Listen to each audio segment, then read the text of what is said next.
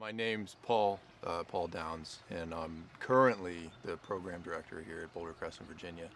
And so this story started, um, it starts when I was born, but I'll start where everyone's kind of expecting me to start, which is after the military. So I got out of the Marine Corps in September 11th, 2014, which I guess is kind of sacrilegious to get out in September 11th, but I got out, and almost everything that had kind of happened prior to me going into the military kind of caught up, and found myself in a really, really low spot, and knew that if I continued the way I was going, I wasn't going to survive it. What I was doing was effectively going to kill me, and got to that spot where I was going to do that, and two thoughts occurred, and the first was kind of, what if I do this? What if I die and the pain doesn't stop?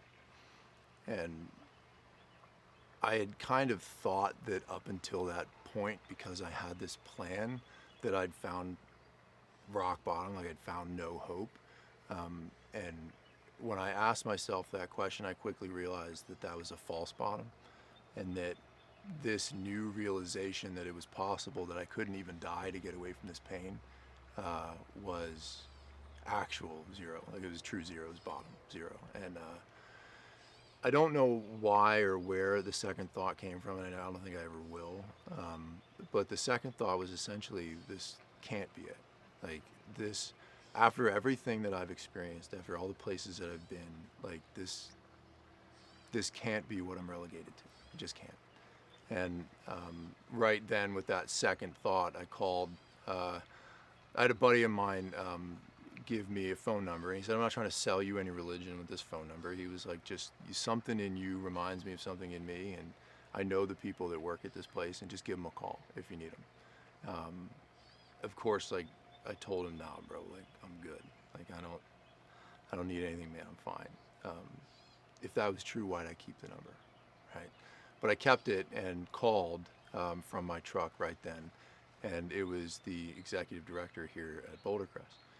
And I said, "Look, I don't know if anything's possible to change. I don't know if it can change, and I don't even know what needs to change, but something does, and I'm willing to give it one last shot. Like, that's it. Let's see what happens." And 3 weeks later, I was in PATH. So PATH 006 in March of 2015, and subsequently, leaving PATH, it would be awesome if I could sit here and tell you that I did everything the way I was supposed to do it, but I didn't. And I got to a point where the practices kind of became super easy, and I felt great. It was almost as if, like, I was driving the car, I'd gotten used to this car, and I was just like, you know what, I'll put it on cruise control. I don't need to pay that much attention anymore. I don't need all these practices. I'm gonna chill for a little bit. And of course, just fell forward this time, not backwards, but fell. And that fall was super important, because it showed me, if I really want to do this, which I said I did, but if I really wanted to do this, I can't stop. I don't have a choice. It's just, I have to do what's required and what's necessary to keep myself regulated so I can live a life that I deserve. So kind of from that point, I really dedicated everything to just getting these practices to be effortless, and really welded to my daily routine. So about a year and 3 months later of just doing that, I came up here to Boulder Crest for a benefit dinner that Boulder Crest was putting on for some of their big donors.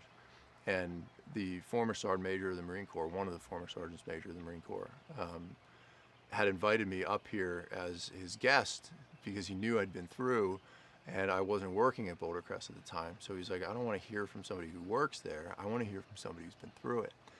And I came up here early because I wanted to see Dusty again. I wanted to see a few people and to see the property. And when I did, Dusty and I stepped out onto the balcony. He offered me a position here. So June of 2016, I started here, and I started as a recreational coordinator and a warrior path guide, which are recreational coordinators. They do some of the activities with the families when they come and stay with us. And then warrior path guide, they're the ones that walk with the warriors as they come through our warrior path program. I graduated and then became a senior path guide, and then this past February I had the honor of saying yes, I want to become the program director.